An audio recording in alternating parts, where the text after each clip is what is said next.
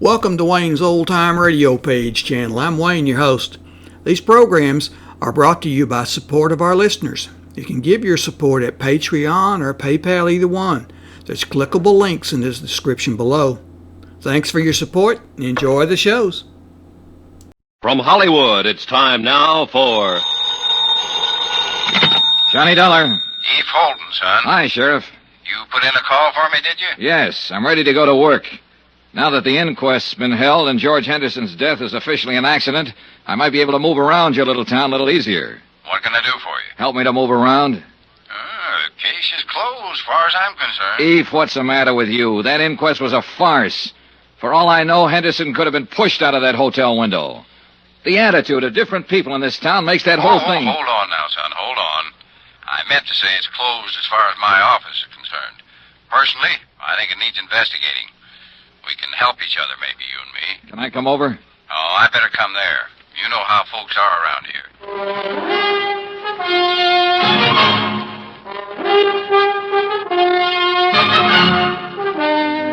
Tonight and every weekday night, Bob Bailey in the transcribed adventures of the man with the action-packed expense account, America's fabulous freelance insurance investigator. Yours truly, Johnny Dollar.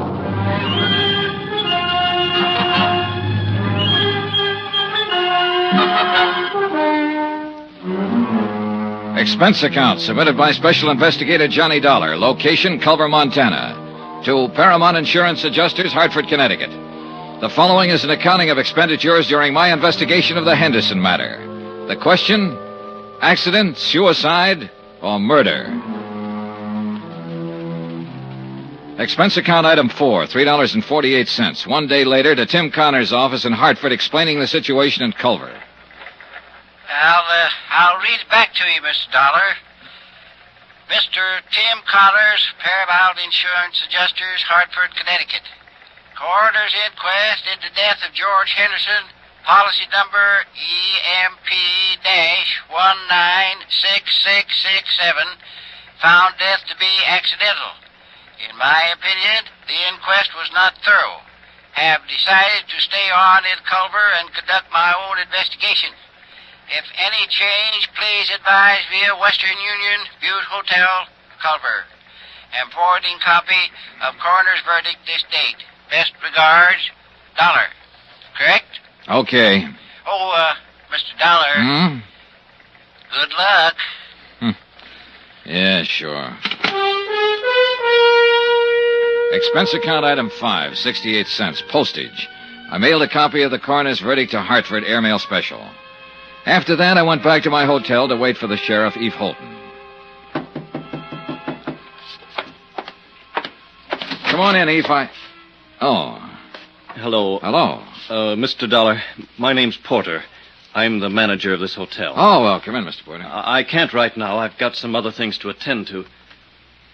Well, anything I can do for you, Mr. Porter? I'm going to have to ask you for your room, Mr. Dollar. Oh? When? Today. Any particular reason? We're all filled up. The room's been reserved for 6 weeks. By whom? What? Who reserved it? Why, a man from Bozeman. It's a sort of convention. Sort of convention. What kind of convention is that, Mr. Porter? Look, Mr. Dollar, you'll have to leave this room today. The man's coming in tonight. Aha. And there's no other hotel in town? That's the way it is, Mr. Dollar. No other place to stay? No. So I have to pack my bags and get out of town, is that it? I must have the room, Mr. Dollar. Who asked you to say you wanted the room, Mr. Porter? Who asked you to come here and kick me out? Why, no one. Well, you go back to no one, Mr. Porter, and you tell no one that I'm staying right here in this room here in Culver until I finish what I have to do here. You tell that to no one, will you? Mr. Dollar, I'd hate to call the police. Go ahead, Mr. Porter. Be sure and tell them about the sort of convention you're having and how all the rooms are sold out.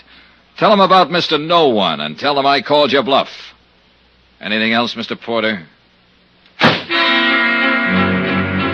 I was at the stage where I was beginning to take notes for myself. Note 1. The mayor didn't want to have an inquest into the death of George Henderson. Note 2. When they did have an inquest, they didn't want to really find out anything. Note 3. Mr. Hotel Manager wanted me to keep on not finding out anything by getting me out of town. I explained all of this to Eve Holton when he showed up a half an hour later. Well, Kind of tight, isn't it? I don't know what that means, Sheriff, but it's pretty stupid. Yeah, it's stupid, son, but it could be effective. Now, I'll tell you what. If Porter calls the police, I'm the police, so don't worry about that. I'll hem him and haw him. All right, thanks. Now then, tell me how much your insurance company's stuck for. $50,000 if Henderson's death goes by as an accident. The good book says that's what it was. I know. There's a chance, too, he had a heart failure and fell out of that window. No, sure. Always a chance. We might have to dig him up and find out, Sheriff. Oop, well, hold on. Autopsies and digging people up is one thing you'd have a hard time doing around here. I might insist on it. I don't know. We'll let that go for now. Say, tell me about Mrs. Henderson. Where's she from? Here. Right here in Culver. Now, she didn't get that mink coat and those diamonds she was wearing at the inquest in Culver. More important, she didn't get that continental look here either.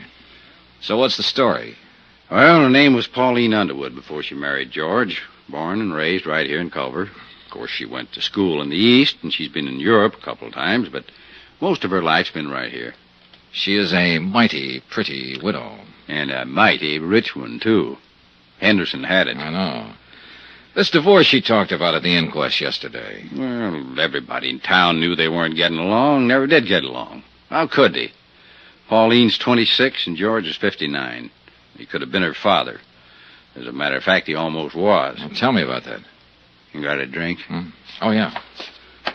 Well, George raised Pauline from the time she was 14. He paid for all her schooling and growing up. She didn't have any folks after her old man died. George was pretty good to her. He sure was. Was he a friend of her parents? Well, Tom Underwood worked out at the ranch for George. When he died, there was Pauline standing around. Oh, yeah. Oh, thanks. And she eventually married him and his money, huh? Well, I wouldn't put it that way exactly. I think she liked him. Now, I've gone over what you're thinking, son. Those two were talking about divorce for some time. The papers had been drawn up for a settlement. She'd have got a lot of alimony and so on. So Pauline had no call to push him out that window or have him pushed out. At least not for money. All right. Suppose he didn't want a divorce. Suppose he loved her and she came to the hotel room that morning and he pleaded with her to try all over again. Suppose she said no. Suppose she said no in a great big cold way. And George Henderson sat there and thought about it after she left.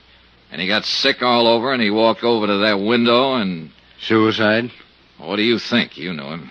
Yeah, he wasn't the suicide type. Oh, nobody's the suicide type until they come to the end of the line, Eve. Then it's too late to interview them and ask them how they got there.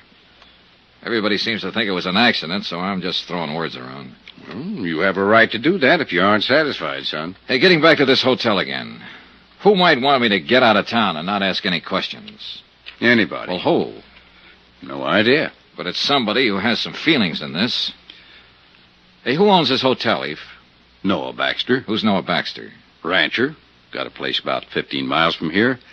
Pretty big man. Uh-huh. Friend of Henderson's? Yeah. And let me put that question a little different. Baxter a friend of Mrs. Henderson's? I don't know. Can you find out? I can try. Well, find out about him and any other friends, Eve. Friends that might be younger, that might have gone to Europe or school in the East. Yeah, sure. What are you thinking now, son? Well, now, if I were Mrs. Henderson and my husband fell out of a window in this hotel and killed himself, I'd hire a lawyer and I'd sue the hotel for damages. If the insurance company didn't pay off my claim, I'd hire a lawyer and insist that they pay that claim. I'd do those things right away, Sheriff, especially if I thought it was all legitimate. Yeah. Yeah. 2 hours later, I received a wire from Tim Connors. He requested me to look up a man named Thurber, an insurance broker living in Great Falls. Expense account item 6, $4.92, tank of gas. I borrowed Sheriff Holton's car and drove the 80-odd miles to Great Falls that afternoon. Mr. Thurber bought lunch. My lord, I hope there isn't anything to all this, Mr. Dollar. I just hope there isn't. George Henderson. Yeah, well, there isn't anything to anything yet, Mr. Thurber. I'm still trying to find out the facts. Oh, I knew you were over in Culver. I tried to call you there a couple of times. You were out both times. Finally, I put in a call to the home office in Hartford. I talked to this man, Connors, with the adjustment agency. Yeah. You see, Mr. Dollar, it's like this. I've been over in Jackson Hole for 5 days now hunting duck. We were way in, and I didn't hear about Henderson's death until I got back yesterday. Uh-huh. Now, look, Mr. Dollar, I don't know what reflection this will have on your attitude toward this case, but 2 days before I left, Mr. Henderson telephoned me here in Great Falls. He said he wanted to change the beneficiary on his policy. Oh, in other words, he was going to cut his wife out. Huh? Yes, I suppose so. I know they weren't getting along. There'd been talk of divorce. Yes, I guess so. Uh-huh. Did he name a new beneficiary? Yes, a school teacher in Culver named Matilda Knickerbocker. Everybody calls her Mattie. What was his connection with her? None that I know of. I think it was just a name for him to throw in until he could decide on another beneficiary. Why, he didn't have... Wait a minute. Mattie Knickerbocker. Just a school teacher. Everybody knows her. He was awful mad when he talked to me that day. I could tell it in his voice. Now, here's what might interest you just a little more. The day I left on my hunting trip, Mr. Henderson phoned me again. He said to never mind. Mrs. Henderson was still his beneficiary. Had you changed the policies yet? No. Are you sure it was Henderson who telephoned you? Well, yes, I think it was him. Do you remember when you got the call? Oh, somewhere around noon, a little later, I guess. He died between 12:30 and 1. And it must have been just before he fell out the window. He phoned you long distance from Culver, huh? Yes, sir. Well, he was supposed to have been in the hotel all morning, so he had to phone from his room. Well, you can check that, can't you? You'd be surprised how hard it is to check simple things like that around the Butte Hotel. Did you know Henderson very well, Mr. Thurber? He was a customer. I wrote a lot of insurance for him. Know his wife? Oh, yes. Well, tell me about them. Well, go ahead, Mr. Thurber. Now, look, accidents rarely have reason behind them. Suicides and murders always do. You don't think it was an accident? Well, let's say I've heard enough and seen enough to make it a draw so far. Go ahead, tell me about him. And I wish I was married to Mrs. Henderson. I mean, I wish she could see me. I think most any man who's ever met her hoped the same thing. Young men, old men, any kind. But she picked George. George was as tough and leathery as these mountains around us, exactly her opposite. But Pauline married him. He raised her. He was close to her all her adult life. Yes. But, Mr. Dollar, you know and I know she didn't have to marry him. She could have married anybody here in Culver or anybody in London or Paris. You see what I mean? Not quite. Well, I always had the idea that after she married him, she kept letting him know she could have had anybody else she wanted. Go ahead, Thurber. I think she married him for his money. I think she would have killed him for his money.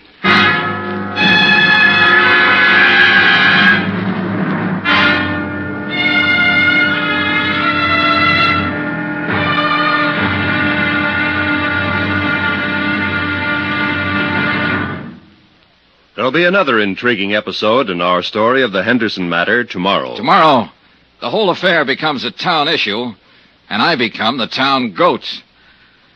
Incidentally, let me take a moment to say thanks for the many kind letters you've sent. We appreciate them more than you know. And I only wish it were possible to answer them all personally.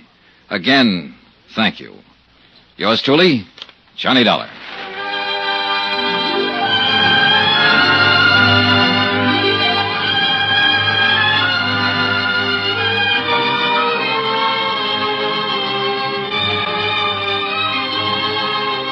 Yours truly, Johnny Dollar, starring Bob Bailey, is transcribed in Hollywood. Written by John Dawson, it is produced and directed by Jack Johnstone. Be sure and join us tomorrow night, same time and station, for the next exciting episode of Yours truly, Johnny Dollar. Roy Rowan speaking.